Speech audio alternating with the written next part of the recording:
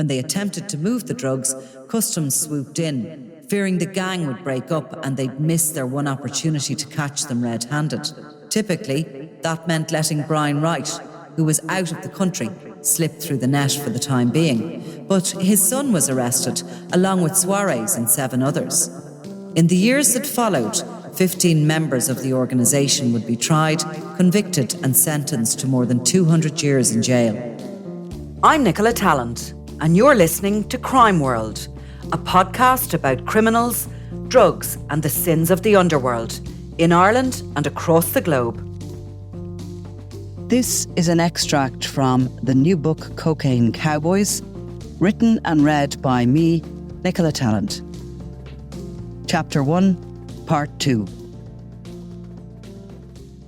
First on the list was Johnny Morsy, a violent Manchester criminal suspected of gangland murder, money laundering and cocaine smuggling. He'd left England and set up shop in Kinsale in County Cork, where he splashed around cash, diamonds and jewellery, earning him the nickname Johnny Cash. Balding Morsy had arrived in like a hurricane and snapped up a building just yards from the waterfront in the pretty fishing village and told locals he planned to open a restaurant there. Massive renovations followed, which were carried out by mainly UK workers. He poured buckets of money into his new venture. It was rumoured he spent at least £600,000 paying everyone from the painters to the plumbers to the serving staff in notes pulled from his bulging wallet. Known as a boisterous individual, he became a familiar figure around the town, giving generously to local charities and fundraisers and picking up bar tabs which he'd often pay in sterling. He eventually opened the doors of his business venture, a high-end restaurant which he called the Annalise.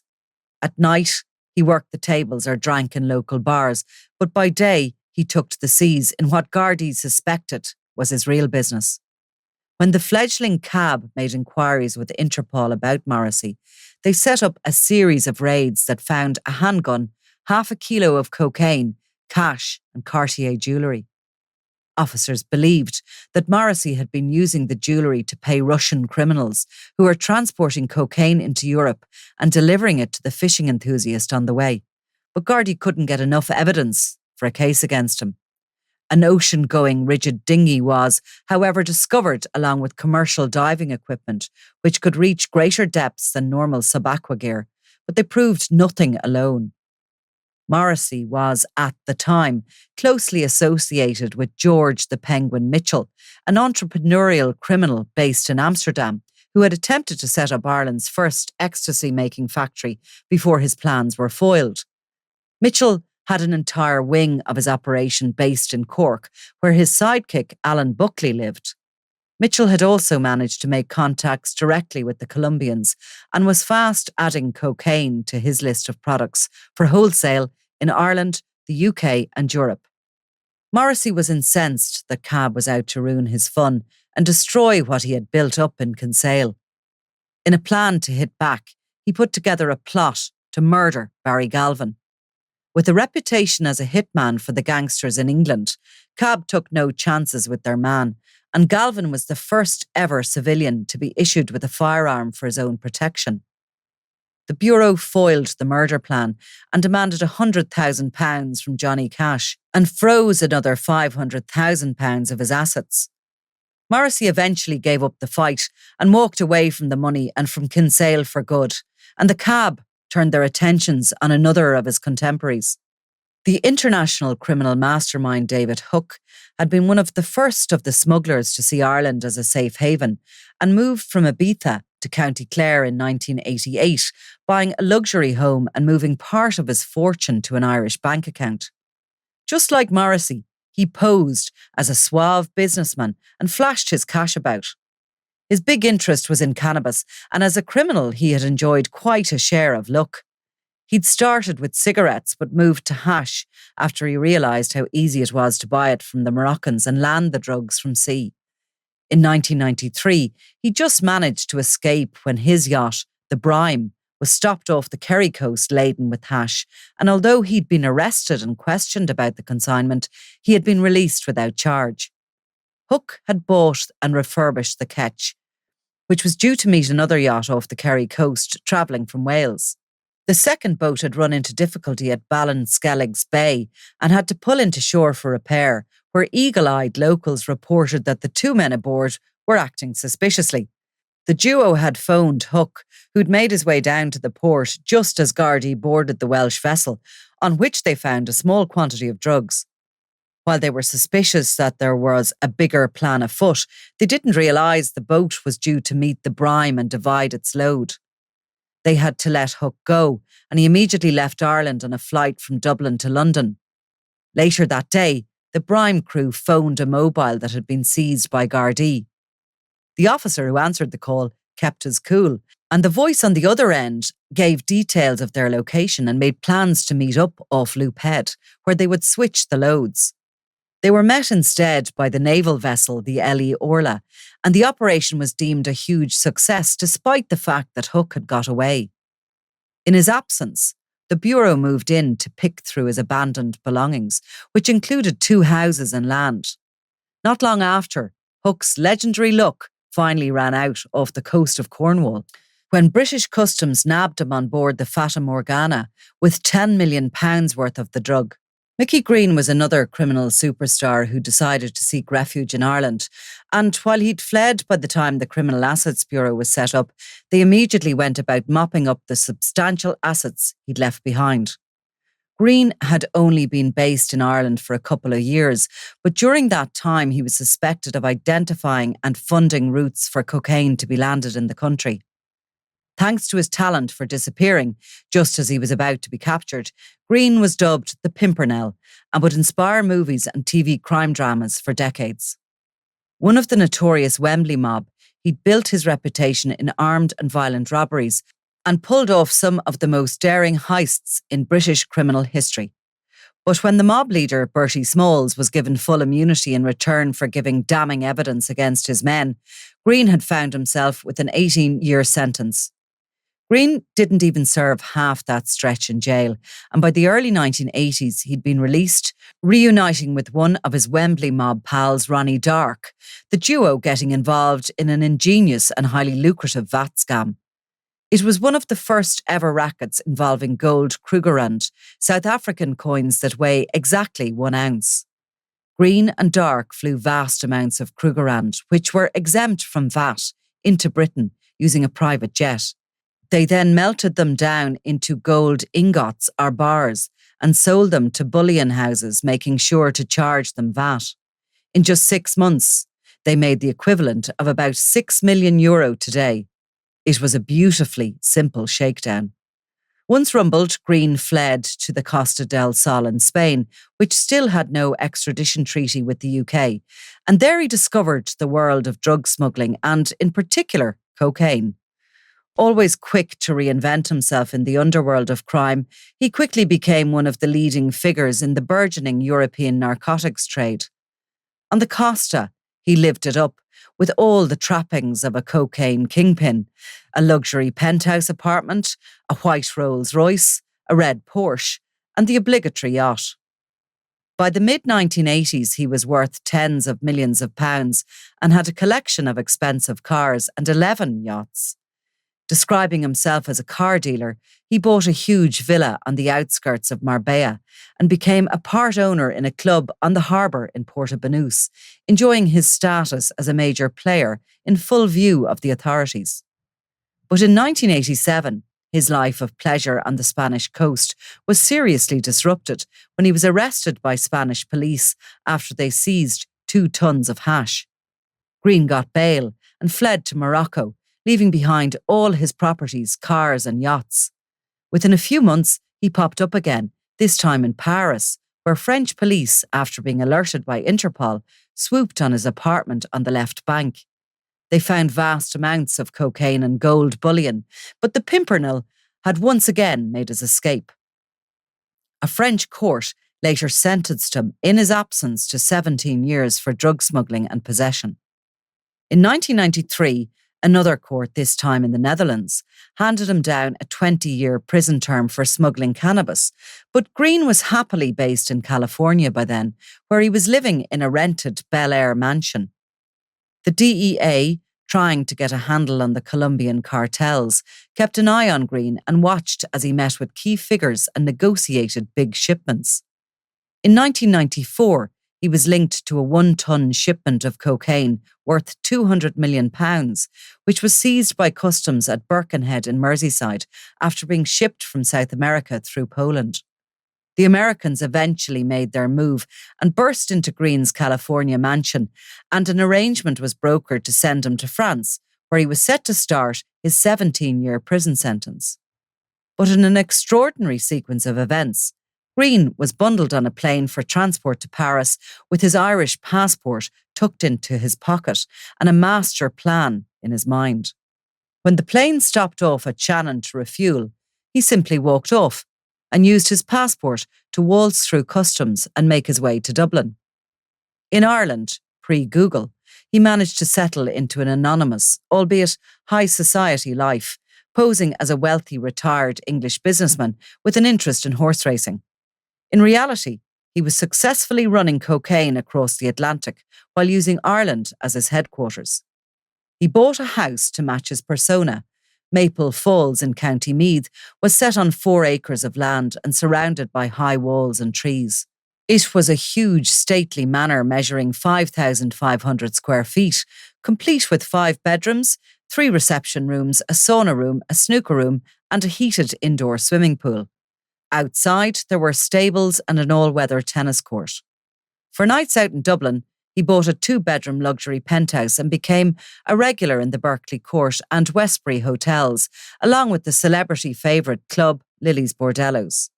In his early 50s, he hooked up with a younger Irish woman, Anita, who would become his long-time partner. Green liked Ireland and reckoned it was a good location to run his empire and an easy place for his friends and family in the UK to come and visit him. Setting standards for the many big league cocaine dealers who would come up behind him, he tried to rub shoulders with politicians and business people by attending fundraisers and giving generously to charities.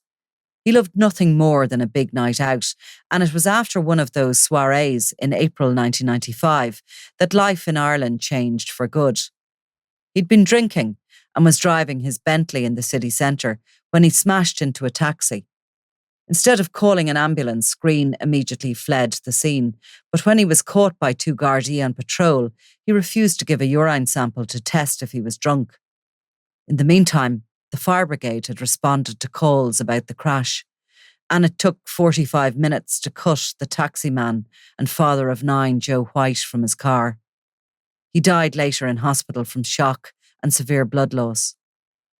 Green was charged with dangerous driving, but got 2 witnesses to lie about details of the crash.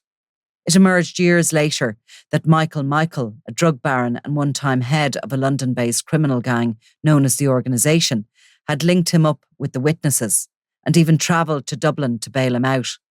In a case of crime pays, Green got a rap on the knuckles from the court and a £950 fine, and Joe White's widow was left with nothing but a pension to raise her large family, never receiving a penny from his insurance company or from the gangster himself. Green, who was believed to have been worth more than £100 million at many points in his long career, never said sorry or offered to help them out. The outcome might have been a win, but it wasn't all good news for Green, and with his cover blown, he found he was no longer welcome among the horsey set. Any political ties to anyone of any influence were also quickly snipped, and then came the news that the IRA were sniffing around him, and rumours that the terrorists were possibly planning to kidnap him, to either demand a ransom from his girlfriend Anita, or to persuade him to cut them in on his drug-dealing action. Green didn't hang around to find out, and just like David Hook, he fled Ireland, leaving his properties behind for the cab to move in on. As the Bureau got busy with the criminals' proceeds of crime, Eamon Kelly's old foe, James Danger Byrne, was finally caught in the UK trying to smuggle cocaine worth £6.5 million into Britain. At 51, Danger was older than the average cocaine dealer, as was his co-accused who was in his late 50s. Together with a Peruvian, They had done a deal with a gang based in the Andes and ordered 50 kilos of cocaine and devised what they believed was a foolproof plan to get it into Britain, which involved hiding it in timber bound for Estonia. At the time, Estonia was the biggest exporter of wood into Europe, so they wagered that if it came from there and not Peru, it would easily get through customs. However, they forgot to check the ship's log and didn't realise that its first stop was Felixstowe in England and not Estonia. When the boat docked at the port, the timber did arouse suspicion, but only because of the zigzag route the boat was due to take. Customs officers examined the cargo and found the cocaine, but to discover who owned it, they had to be clever and let it continue on its journey as planned. It was only when it arrived back to the UK some weeks later, and when the trio showed up at the port for their timber, that officers moved in on their targets. In the years that followed, Byrne and his cohorts would face 3 trials before they were eventually found guilty and sentenced to huge jail terms. A year after Danger Byrne was nabbed trying to pick up his cocaine, John Conlon was finally back in Dublin to face the music for his role in the Eamon Kelly conspiracy to use human mules from Miami to carry drugs to Ireland. Conlon's address was given as Allison Road, Miami Beach, and his sentence was backdated to 1994 when he had been taken into custody in England and held for extradition. During his trial, then Detective Superintendent Martin Callanan told the court that Conlon, a native of Westport in County Mayo and a father of 3, had left Ireland in 1959 and owned properties in Miami, where he had lived for some years, and in Norfolk in England. He had no previous convictions. While in custody, he had contracted hepatitis C after picking up blood-stained clothes belonging to an infected fellow inmate who had cut his hand. Across the water, UK police were working hard to break up the 20-strong Wright mob, which they had discovered were the most powerful cocaine gang at the time, thanks to the shocking find on the sea mist. The Wright group was so big that the £50 million value of the cocaine they had lost in Cork had hardly affected them at all, not even causing a ripple in the operations. The human losses hadn't appeared to bother them either. A year after they were arrested on the boat, skipper Gordon Richards, 3 crew and his girlfriend had gone on trial in Cork. Richards pleaded guilty, but gave the court a window into the tentacles of the Wright organisation that stretched from the UK into Venezuela. Richards told the judge that he and his Venezuelan girlfriend, Teresa da Silva Roy, and her 2-year-old son had made the journey which ended in Ireland because they were under threat from gun-toting South Americans working for Wright. He said that 3 months before the doomed trip, he'd been approached by people who offered him money to take the sea mist to France. He said he'd agreed after they told him that he wouldn't live if he didn't captain the ship. And he said he'd left Puerto de la Cruz in Venezuela and first stopped at Trinidad, where the boat was repaired. An aeroplane dropped the shit off while we were at sea. I knew it was contraband and was pretty sure it was cocaine, he admitted. In his statement, he said he'd received $6,000 for supplies and $1,000 for himself, initially telling Gardaí that his girlfriend stowed away on board with the child, but in a letter to the judge claimed that he took them with him because he believed they were in danger. Richards told Justice A.G. Murphy that he had fallen on hard times and was to be paid $400,000 for the voyage. Crew members Roman Smollen, James Noel and Graham Howard Miller were found not guilty by a jury, along with Miss Da Silva Roy. During his appeal, further details about Richard's distressing story were heard, including the fact that he had no criminal history and had worked hard all his life as a boat builder. Brought up in the West Indies by relatives, Richards, whose real name turned out to be John Ewart, had earned enough money to live a nice lifestyle, but when a hurricane struck, he said he'd lost everything. In prison in Ireland, he was working building model boats and selling them to prison officers, but his health was failing, the court was told, and he hadn't seen his girlfriend as she'd returned to South America. Richards, or Ewart, had named Wright as the mastermind behind the plan and detailed the extent of his operation. Between 1996 and 1998 alone, it was estimated that the Wright Group had smuggled a staggering £300 million of cocaine across the Atlantic.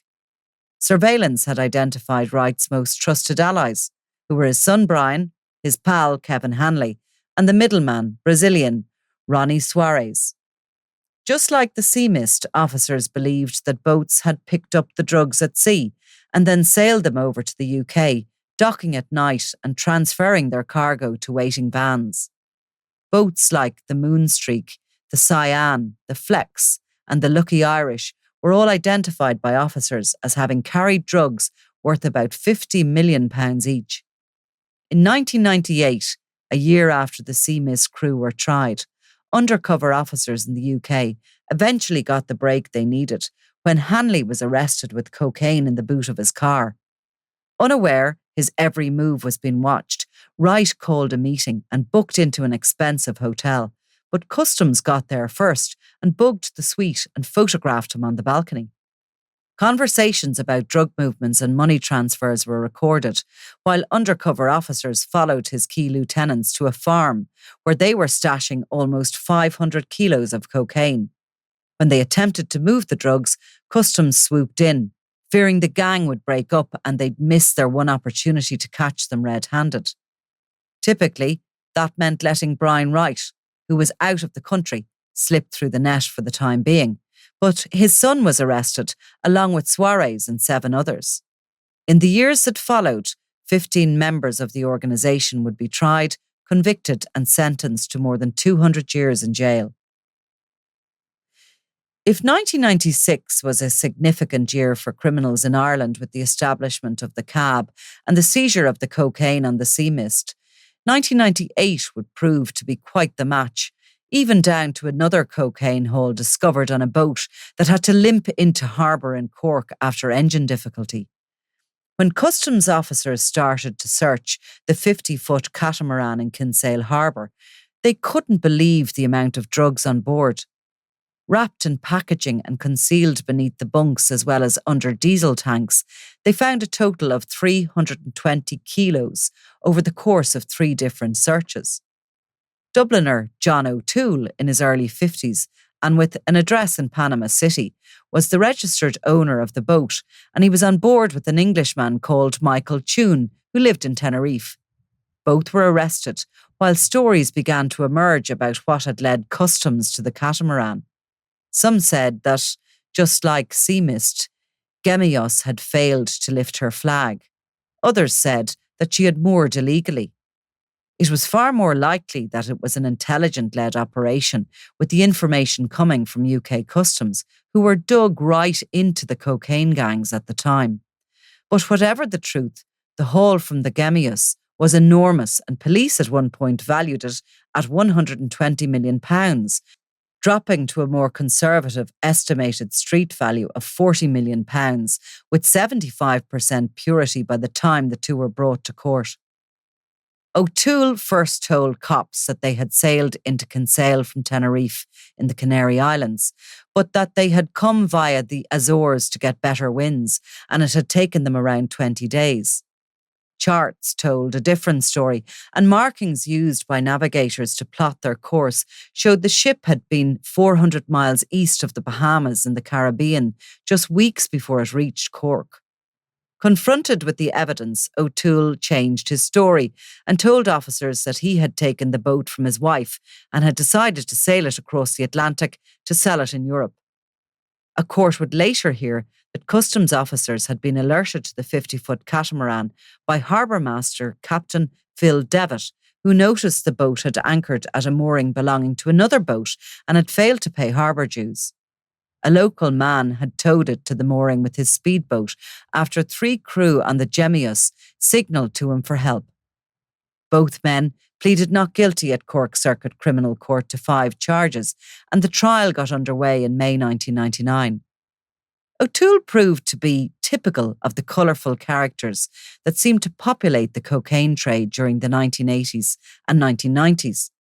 During his trial, he got into the witness box, usually an ill-advised move by anyone who's caught red-handed. and said he didn't approve of drug dealing and he didn't like people who dealt in narcotics. Born in Enniskerry in County Wicklow, he'd moved to Canada with his late wife Gabriella, who had cancer, he said, and who needed money for her treatment. But he'd fallen on hard times, and someone had damaged another boat he'd used, leaving him with nothing except for the Gemus and rising bills. It was a familiar tale, albeit Gabriella had actually passed away 4 days before the trial began. O'Toole said that he'd been introduced to a man in Panama, described as Mr. X, who asked him to take drugs to Europe. "I don't like drug dealers because of what they do. It's all mafiosa, gangs, killings and that sort of thing. I don't agree with it. It's just not in me. Drugs are totally wrong," he said. "I was sort of shocked. I'd never been approached like that before. I refused point blank." Despite taking $5,000 to help with his wife's medical costs, he denied that he knew he'd be expected to do anything for the money. "I made it plain that I didn't want to get involved. I never thought it would come to what it did. It was a nightmare. I thought at the time that he was genuinely sorry for me and my wife, and he had money and he wanted to help," he said, adding that he was beaten up in a car park in Panama City and forced to agree to the indecent proposal. The court, however, heard details of monthly payments of $5,000, amounting to more than $70,000 over the course of a year.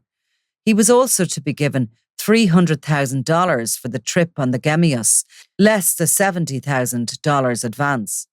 The payday to ship a load of cocaine was tax-free and clearly tempting. O'Toole had once had a successful career in yacht chartering, and in Tenerife his wife worked in diplomatic circles and regularly brought in business. Their companies were very successful with £1 million turnover, but a series of tragedies, including the death of his brother Robert on board one of the yachts, his father's death and Gabriella's breast cancer followed in quick succession. Giving evidence, Detective Sergeant John Healy said he also believed that O'Toole came up against red tape and ran into difficulties with the Tenerife authorities. These problems revolved around regulations about the employment of locals, as well as increased competition in the yacht charter business. O'Toole's most prized yacht, the Shogun, was also destroyed by unknown persons, the officer told the court, and the family moved to Gabriella's native country of Panama, where the hospital treatment bills for her cancer cost thousands of dollars every month. O'Toole got to know the shadowy drug boss Mr. X in a nightclub through contacts. Michael Tune was to receive £100,000 for his role in the enterprise and was hoping to use it to move to England with his girlfriend and their 18-month-old daughter. In a last-ditch effort to convince the judge to be lenient with O'Toole, counsel Blaise O'Carroll asked the court to listen to Gabriella from the grave through a letter she wrote to her husband while he was in prison. He also produced a letter from O'Toole's 13-year-old son, but the judge said that he had to put emotion aside. "I have a function to send out a message to people involved in the drug world on behalf of society," he stated.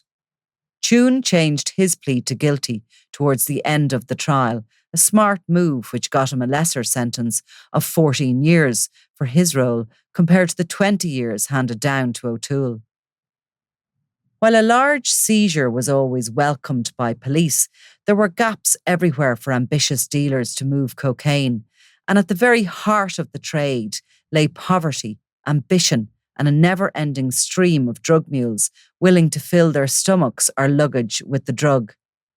As the threat of cocaine escalated, Ireland and the UK decided to get together in a deal to clamp down on the couriers transporting the drugs, and they agreed to swap names of suspected mules and work together to track boats and planes used to transport drugs. Irish Customs Director Frank Daly and Chair of HM Customs and Excise Dame Valerie Strachan signed an agreement at Dromoland Castle in County Clare in 1998, and by 1999 new legislation was brought in so those caught transporting drugs could face up to 11 years in prison. No doubt the objective was to convince the mules to think twice before taking a job and put the squeeze on the drug barons. But what resulted was a major headache for the Irish prison system. Mountjoy Jail had housed female criminals convicted of offences since it opened in 1858, but by the mid-1950s the women's wing was given over to younger offenders and became St Patrick's Institution.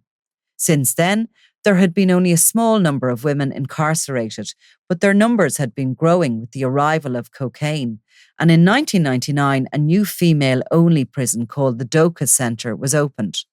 It was a campus-style prison, designed for twice the number of prisoners as the old basement, complete with an ethos for them to live as close to an ordinary life as possible.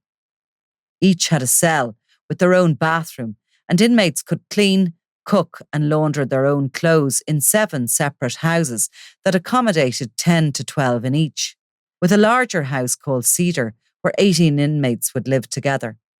With their ensuite rooms and keys, the women could move about relatively easier, and mothers were allowed to keep newborns with them until the children reached 12 months old, at which point they had to leave the prison.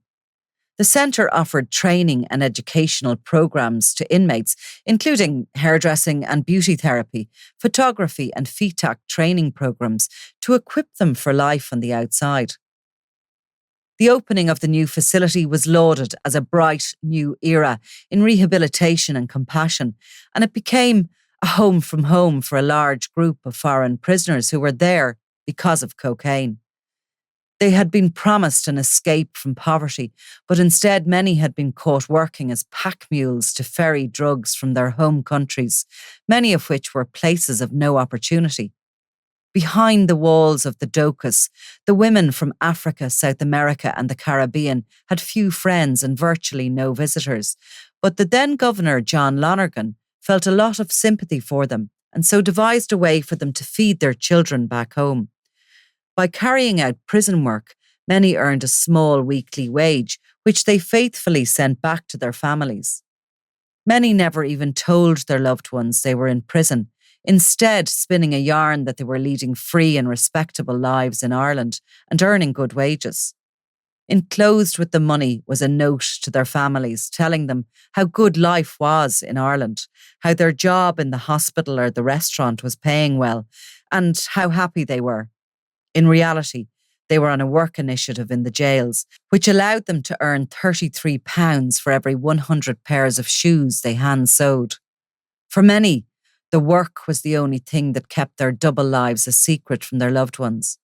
In an interview at the time, Governor Lonergan said, "It's tragic, really. Most of them just saw drug smuggling as a quick way of making money. I suppose you could call them naive, but they're here now, and for a lot of them, their families don't have a clue. Some of them send home every penny they earn. They ring home and say they're working in a hospital. They make the best of their lot." Growing numbers of the convicted drug mules meant they made up almost 1 in 5 of the female prison population in the year it opened.